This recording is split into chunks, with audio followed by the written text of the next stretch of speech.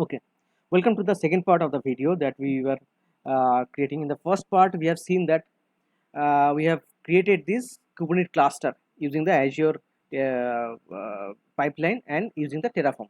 Okay, now in this video, what we are going to observe is how to deploy a microservice in that Kubernetes cluster that was created previously. Okay, now let's go to the Azure portal. Here we have already seen in my first video that through the Azure pipeline, this is the pipeline. Okay, this was the output. We go to the code base. This is the pipeline that we created, out of which that Kubernetes cluster got created in the first video. If we go to the home and check the resource group again, we can see all these are still running now. You can, all of them are created in the East US, and we are mainly concentrating on this even it Kubernetes cluster is also up. The service is already up, so we'll use these our in this video we'll deploy our microservice in the in this cluster. Okay, now as because you need to create a separate pipeline, before creating a separate pipeline you need to disable this pipeline. Okay, because we are creating the same. If you have observed my first video, I have already mentioned that as because I'm using the same code base, so just to stop this invoking this pipeline multiple times, there is no need, because our cluster is already created. We can use that cluster. So I'll just click on the edit button. If you click here, you click here and then click on settings. There is a disable button there. Click on the disable button and click saves. Okay, it is showing the message that changes applied to the pipeline for all the runs, so it is now disabled. Okay, now we can go ahead and create our new pipeline. But before doing that, as because this pipeline that we are gonna create, it requires that we will deploy our code into the Kubernetes cluster, right? But as because this is outside in the Azure portal, we need to create a service connection again. Okay, so I need to again click on the project settings. If we go to the service connection, we'll create the new service connection and we'll select Kubernetes. Okay, you need to select the Azure subscription here. Okay, it is again asking me to log in. We'll log in here.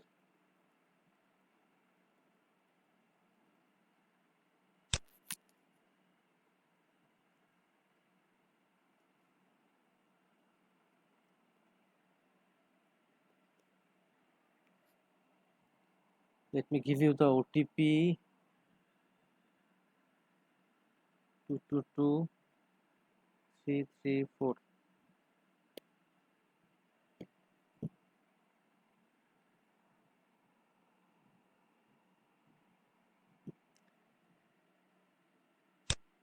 Okay, so this is the cluster that is created already. It has pulled the details from my subscription. I need to select this cluster. I will select the namespace as a default namespace. Okay, in the service connection I will give, okay, it is service connection. Okay, grant all permission for the pipelines, and then we'll click save.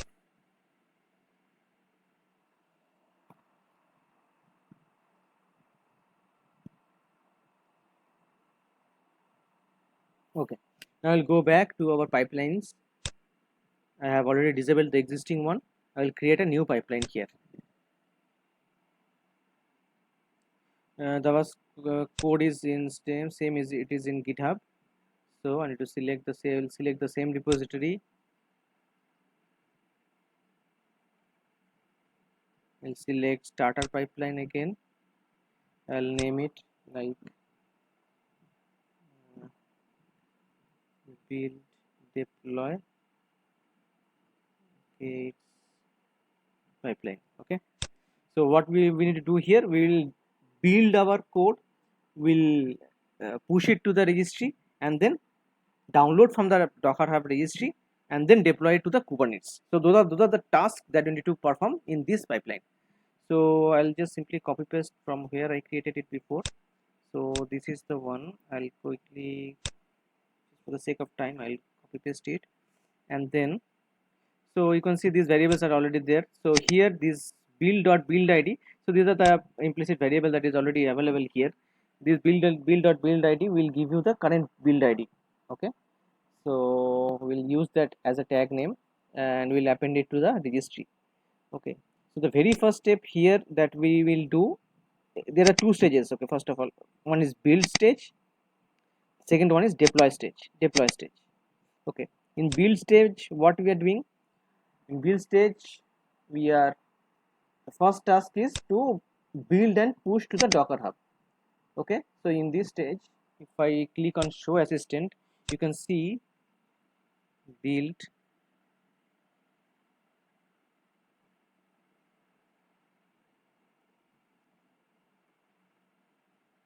Docker and sorry, build and push Docker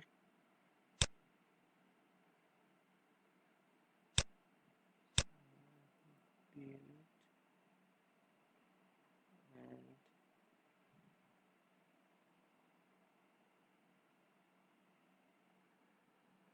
and this is the one, build Docker container registry. We need to select here. So you can see, so this is the task we need to select here in the Docker. We need to select, we can type build, sorry, docker build, or doc, if you simply type docker, you can see this is coming, this task. We need to select the registry here. So this registry we already created in the service connection, and container repository is whatever repository that we are planning to put it. So if I log into my Docker Hub,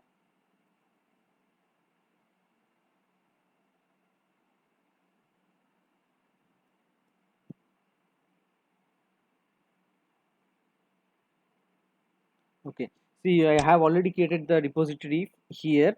In this repository, the name of the repository is cocam slash hello underscore rest API. Okay, so we come back in the pipeline, I need to give that name. So this is the name that is given here. Okay, so we need to give that name, and the command is build and push. You need to give the Docker file, and context is, you can leave it as it is. The tag is, here we are giving, here by default it is giving build.build id, but here we are giving created a variable. In the variable we have put the tag name, and this variable we are just putting it here. Okay, so this is how we need to create the variables. We need to refer the variables here inside uh, the YAML file. Okay, so this is the first step where we are doing the build and push. In the second step, we need to copy this file from our working directory to the staging artifact directory. Okay, so what we are copying here, we are copying the YAML file. So this YAML file is the deployment.yaml file, which is there inside the configuration. Here if we go to this our code base, we can see inside configuration K8s we have this deployment.yaml file. So this is the file that is required when we are deploying it inside the Kubernetes. Okay, so this is a simple deployment file where we are there is a two part of it. One is the deployment kind, and the other kind is the service, as because we want to expose this outside the container or the cluster. That's where we are giving the service kind also here. Okay, so in this configuration file we are just it is just a copy paste. If you can go to the the Kubernetes sites, and you can take any reference example usage of the deployment, you just copy paste from there. So here in the image name I have given the name of the container as hello API, and in the image I have given the name as cocam slash hello rest API. Okay, in the service also I have exposed this service in the 5000 port. Okay, so in the container it will run in the 5000, and we are exposing it in the to the outside world. We are exposing it in the 5000 port only. Okay, and this is the load balancer type. So this is what is there in the deployment.yaml. And if we go back to our pipeline, so in the copy files, what it is doing is basically it is in the, you can see here, if I click on copy files, you can see there is already an option for copy and build artifacts, but this is only copy files. We need to select copy files. Here we need to give the source folder. The source folder is nothing but our working directory, okay, default working directory, from where it will be copied. And the content, we are taking all the YAML files. So here only we have this deployment file, YAML file inside the k8s. So it will copy this file and it will put the target directory of artifact. So this is already inside the build only, okay. So inside this the default directory for the artifact staging directory, we are putting the value there. So, and then after this task is done, what it will do is basically it has to push that image to the builder. It has to publish this, right? So in the next task, what it is doing is basically it is publishing the build artifacts, whatever we copied. So in the path to publish, it is taking the artifact staging directory, what is mentioned here, and we are giving the artifact name that it has to publish and the container name. Okay, so this you can see publish and artifact task, publish and build artifacts.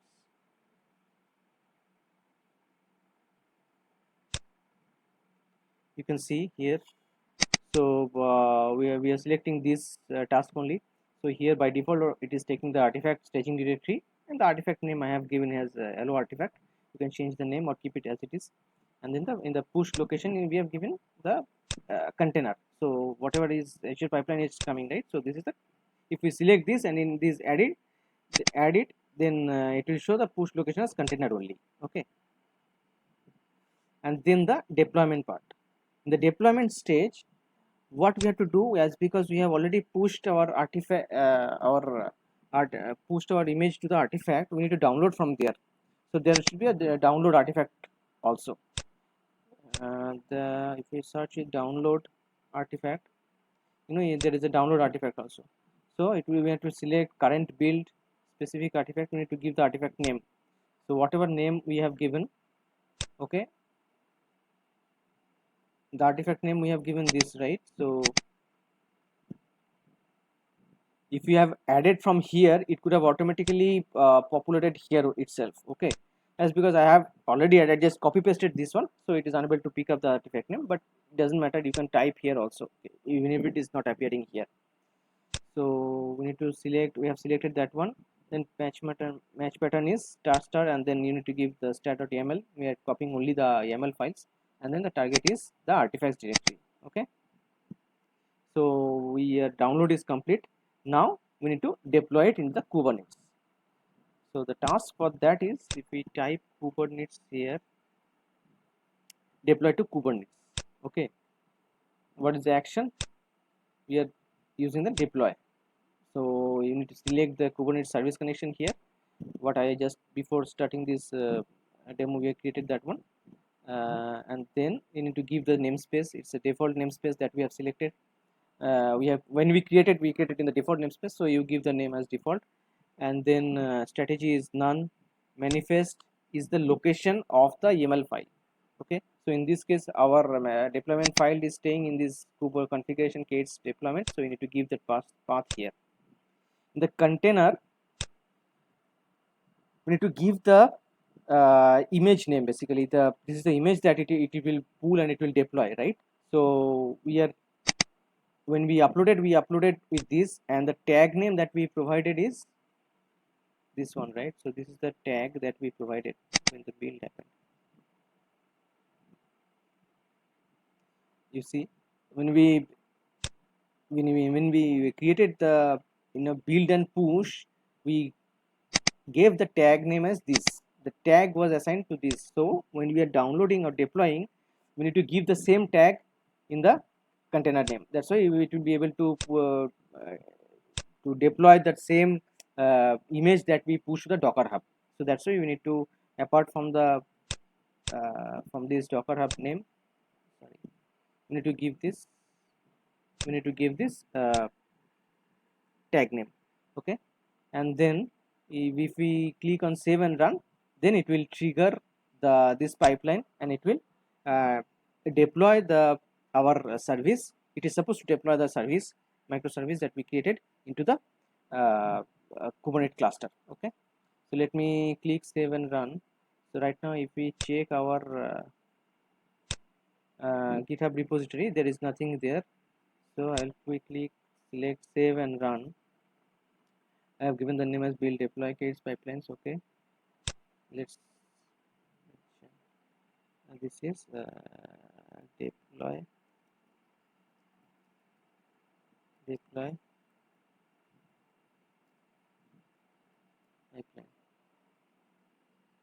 Okay, we are committing this directly to the master branch.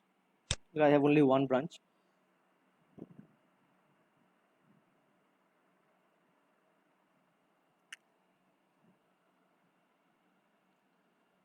So it's creating the pipeline, and it will, after creating the pipeline, it will immediately trigger it.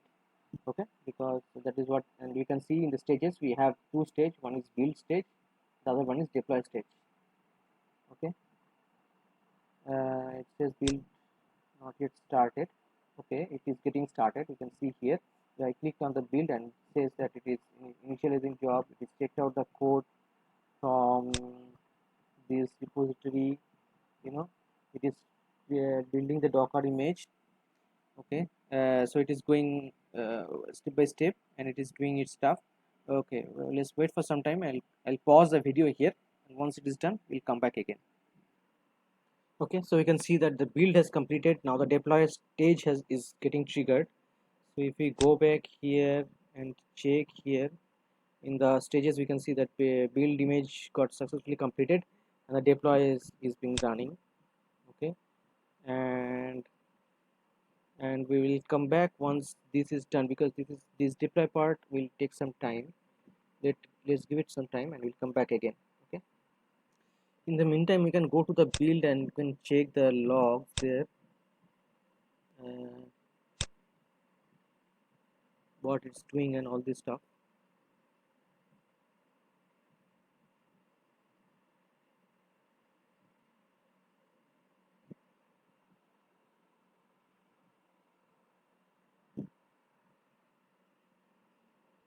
Okay, if I click on the view log, you can see in the build stage it has done all this. Before doing all this git pull, it is doing all this authorization part. It has completed, then it is pulling all the data from the GitHub. Okay, and then it is deploying in the docker file whatever is mentioned. It is downloading the Python version, whatever is mentioned in the docker file. Okay, and then it's running one by one. Whatever steps that is mentioned in the docker file, it is running one by one. And then it is, it is showing all the images that is there. It ran the command docker images, that's why it's listing out all these images there. And then okay, our version is our tag is created as 27. That is the one that it will upload, and it will download the same one while deploying. And then all of this stuff that is mentioned in the file, it is doing all this stuff. You see, publish and build, all this stuff that is happening step by step, and then at the end the build process is completed. Let's quickly check what happened to the pipeline for the deploy. Okay, it says deploy is also completed. If I click on the deploy and go to the raw log, let's check at the end what it is showing. It is showing everything is completed. Okay, it is giving all these details also, the namespace and all this stuff. Let's quickly go to our portal and say okay, so this was our Kubernetes cluster. If I click on this resource group,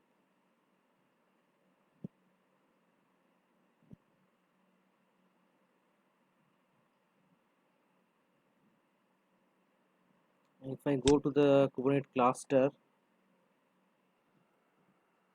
If I go to the node pool, you can see this this is there. The node count is 3. If I click on the scale, okay, we don't need to go there and check this stuff. Let's go to come back to that resource group.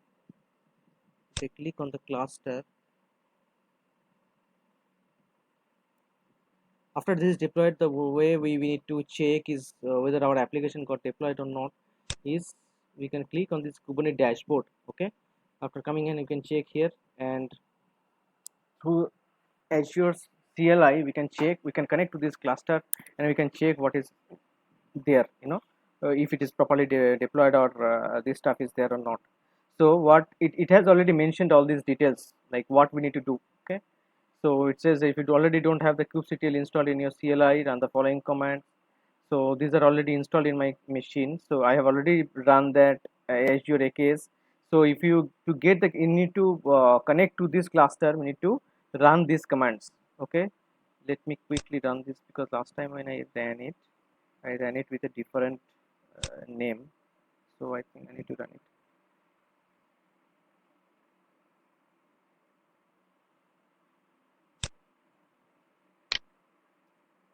So if you run this command, it will get the credential, and it will happen to my local machine in the location.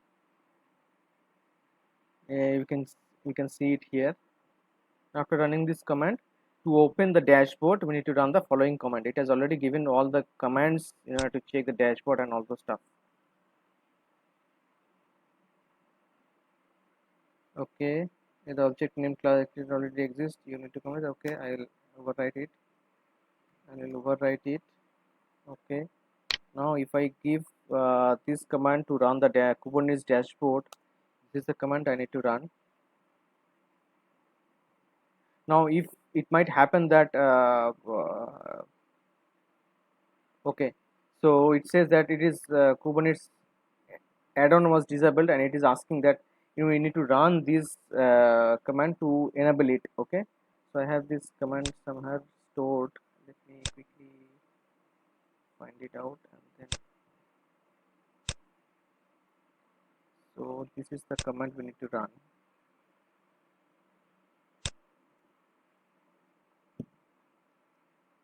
To enable the add-ons, that is what is mentioned here. I'm just it was handy to my clipboard, so that's why I'm just pasting it.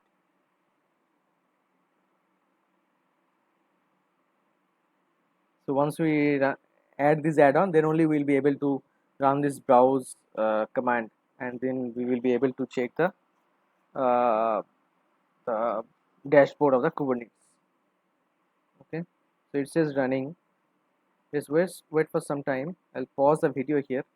Okay, so the running is completed. Now if I again run this browse command, it should open the browser here, and then we should be able to browse the Kubernetes cluster dashboard.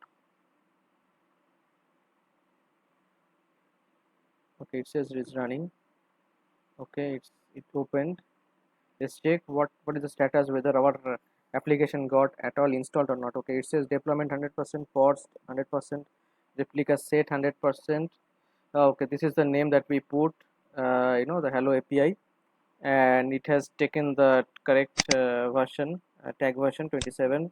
That is the image, and okay, it is showing the service also. The service, it has given our external port also, because that is what we mentioned in the service.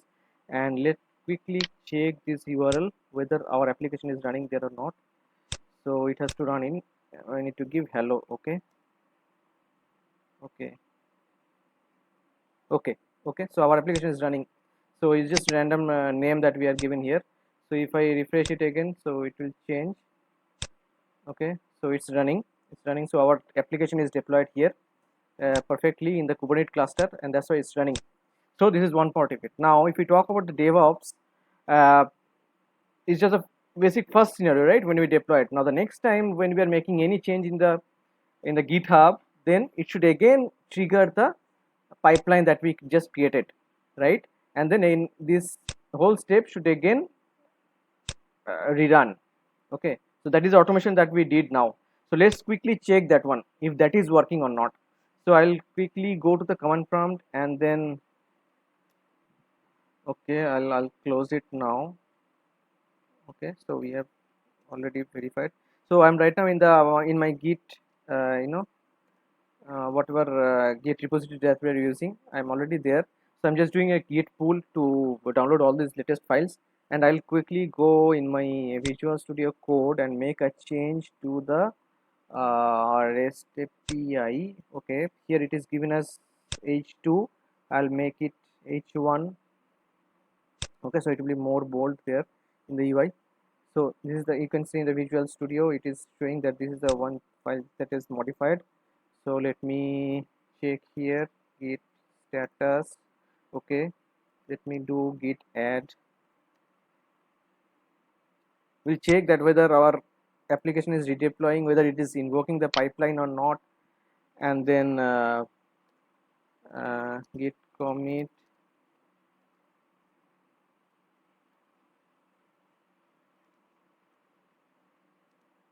minus m messages API header made h1 instead of h2. Okay, we'll commit this, we'll push this. If I push this, it should invoke the pipeline again. Okay, so that is our expectation is. Okay, I need to, it is asking for my credential, I'll give the credential.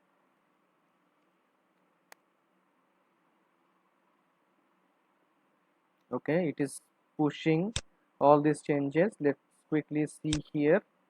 Okay, if I refresh my GitHub,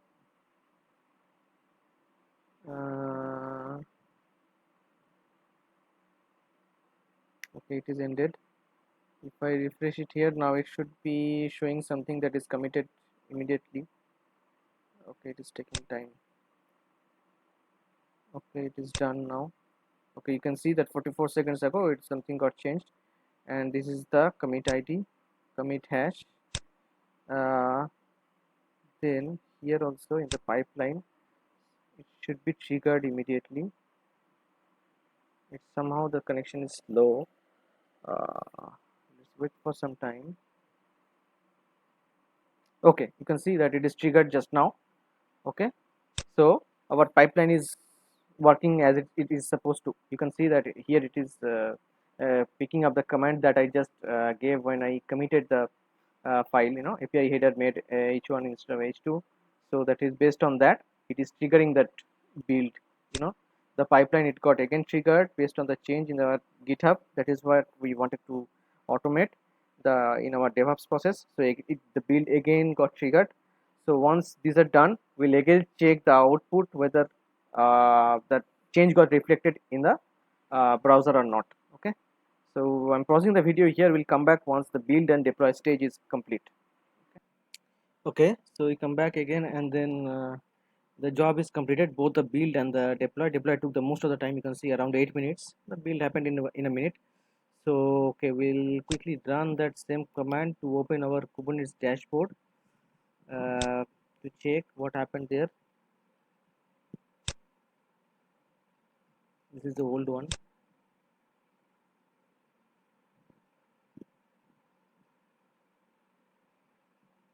Okay, so everything is 100%, everything is up. We quickly go to the services part. We'll click this, see /hello. Okay, you can see that this now it's h1 now. The header got more, previously it was like a smaller h2. Now it is more robust and more, so our change got deployed there. So the same thing will happen in case of Kubernetes deployments also. So in my previous video I have not shown this change, that if we make the code change, again the Kubernetes cluster will be recreated. Okay, the same thing will happen in my first video also. So thank you for watching the video. Stay safe and happy learning. Thank you very much.